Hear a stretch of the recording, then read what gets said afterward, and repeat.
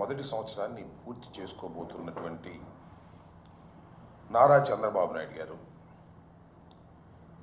ఈ సంవత్సర కాలంలో ఇచ్చినటువంటి ఏ హామీను నిలబెట్టుకోలేదు. కానీ తాను చాలా గొప్పవాడిని చెప్పుకునేటటువంటి ప్రయత్నం మాత్రం కోకొల్లలుగా చేస్తున్నారు. దానితో పాటు ఆయనకున్నటువంటి మీడియా ఏమీ చేయకపోయినా ఒక హీరోగా చిత్రీకరించడానికి అనేకమైన కథనాలు అల్లి ప్రచురిస్తుంది, టెలికాస్ట్ చేస్తున్నారు వారికి ఉన్నటువంటి ఛానల్స్లో. ఆయన ఈ సంవత్సరం పాటే కాదు, గతంలో పరిపాలించినప్పుడు కూడా ఒక విలనిజం లాగా ప్రవర్తించారు తప్ప ఎక్కడ హీరోలాగా ప్రవర్తించినటువంటి సందర్భమే లేదు. కాకపోతే తాను హీరోనని చెప్పి ప్రచారం చేసుకోవడానికి మాత్రం ఆయన వెనుకాడేటటువంటి ప్రశ్న లేదు. వారికి ఉన్నటువంటి మద్దతుగా ఉన్నటువంటి మీడియాలు కూడా అదే కార్యక్రమాలు చేస్తున్నాయి. చంద్రబాబు నాయుడు గారు అధికారంలోకి వచ్చిన తర్వాత సరే హామీలు, ఆయన ఇచ్చిన మాట నిలబెట్టుకుపోవటాలు అనే విషయాలు కాసేపు పక్కన పెడితే అది వేరే సబ్జెక్టు. వచ్చిన తర్వాత ఏం ప్రగల్భాలు పలికారంటే ఈనాడులోనే కోరలు పీకండి సోషల్ సైకోలపై సీఎం నిర్దేశం. పీకేయండి, సోషల్ మీడియాలో ఎవరైనా సరే సైకోలుగా వ్యవహరిస్తే వారిని కోరలు పీకేయండి అన్నాడు. మదమెక్కి మాట్లాడే వారిని వదిలే ప్రశ్నే లేదు. పెద్ద హెడ్డింగ్. సోషల్ మీడియా సైనికులకు చెక్,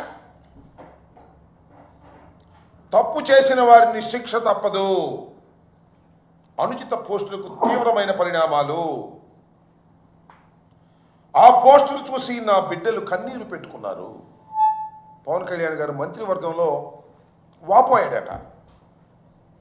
అసభ్య పోస్టులు పెడితే పీడీ యాక్ట్, అసభ్యమైన పోస్టులు పెడితే మాత్రం ఊరుకోము, పీడీ యాక్ట్ పెట్టేసి లోపలేసేస్తాము అని ప్రగల్భాలు పలికారు. ఇవన్నీ వైసీపీ వారిని లోపల వేయడానికి ఉపయోగించే కార్యక్రమాలే తప్ప చంద్రబాబు నాయుడు గారికి మాత్రం ఆయన పెంచి పోషిస్తున్నటువంటి సోషల్ మీడియాను మాత్రం ఎక్కడ చెక్కు చెదనివ్వాల. అసభ్యకరమైనటువంటి పోస్టులు, అసభ్యకరమైనటువంటి మాటలు, అసభ్యకరమైనటువంటి వేషాలు, అసభ్యకరమైనటువంటి చిత్రీకరణలు చేస్తూనే ఉన్నారు. వారిని ప్రోత్సహిస్తూనే ఉన్నారు చంద్రబాబు నాయుడు గారు. మీరు ఈ మధ్యకాలంలో చూస్తే మాజీ ముఖ్యమంత్రి జగన్మోహన్ రెడ్డి గారి మీద ఒక ఐటీడీపీ కార్యకర్త ఏ విధంగా మాట్లాడాడో మనం చూసాం. వారి మీద, వారి సతీమణి భారతి గారి మీద ఏ రకమైన అనుచిత వ్యాఖ్యలు చేశారో నేను ప్రత్యేకంగా చెప్పాల్సిన అవసరం లేదు. చాలా సీరియస్గా తీసుకోవాల్సినటువంటి అంశం. మేము పెద్దగా సీరియస్గా తీసుకోలేదు, కానీ ప్రజలు తీవ్రంగా స్పందించారు. సోషల్ మీడియాలో న్యూట్రల్ యాక్టివిస్టులు తీవ్రంగా స్పందించారు. ఏమిటి అన్యాయం, ఇంత దారుణంగా ఎలా మాట్లాడతారు, ఇది తప్పు కదా అని చంద్రబాబు నాయుడు గారు యాక్షన్కి వచ్చేసారండి. తక్షణమే అరెస్ట్ చేయమన్నారు, అరెస్ట్ చేశారు.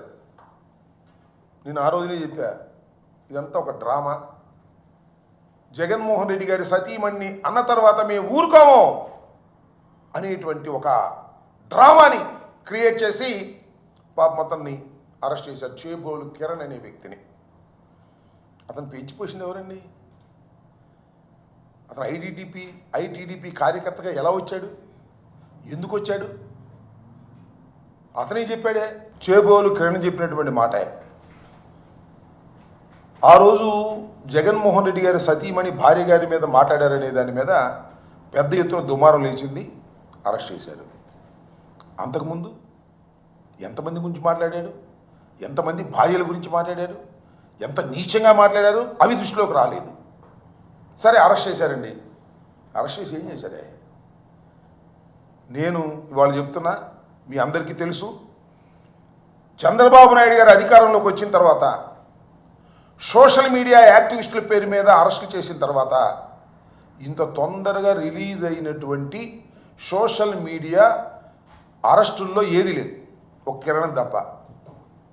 11వ తారీఖు అరెస్ట్ చేశారు, కోర్టులో ప్రొడ్యూస్ చేశారు, 23వ తారీఖు బయటకు వచ్చాడు. ఎలా వచ్చాడు? కోర్టు వారు ఇచ్చారా? కోర్టు వారు ఇచ్చే విధంగా చేశారు. జనరల్గా ఏం చేస్తారు, ఏం చేస్తున్నారు? ఎవరైనా సోషల్ మీడియాలో అరెస్ట్ అయితే ఏదో ఇన్వెస్టిగేషన్కి పోలీస్ కస్టడీ ఇవ్వమని పిటిషన్ పడేస్తున్నారు. పడైన వారు ఎవరి మీద లేదు. సోషల్ మీడియాలోనే కాదు, వైసీపీకి సంబంధించినటువంటి వ్యక్తులు ఎవరు అరెస్ట్ అయినా, మాధవ్ మొన్న అరెస్ట్ అయ్యాడు కదా, అరెస్ట్ చేశారు కదా, ఆయన మీద మళ్ళా పిటిషన్ పెట్టారు, ఏది పోలీస్ కస్టడీకి ఇవ్వమని. పిఎస్ఆర్ ఆంజనేయులు గారు ఆయన పోలీస్ కస్టడీకి ఇవ్వమని పెట్టారు. ఒక్కళ్ళని కాదు, ఇంతవరకు అరెస్ట్ అయిన ప్రతి వారి మీద పిటిషన్ పెట్టి పోలీస్ కస్టడీకి తీసుకుంటున్నారు. కానీ చిత్రం ఏంటో, పాపం ఈ చేబోలు కిరణ్కి పోలీస్ కస్టడీ అవసరం లేదన్నారండి.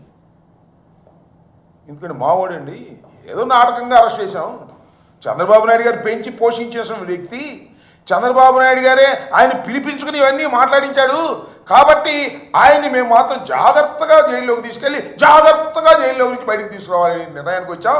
కాబట్టి మేము వారికి పోలీస్ కస్టడీ పిటిషన్ వేయము అన్నారు. వేయలేదు. డీల్ ఎలా వచ్చింది?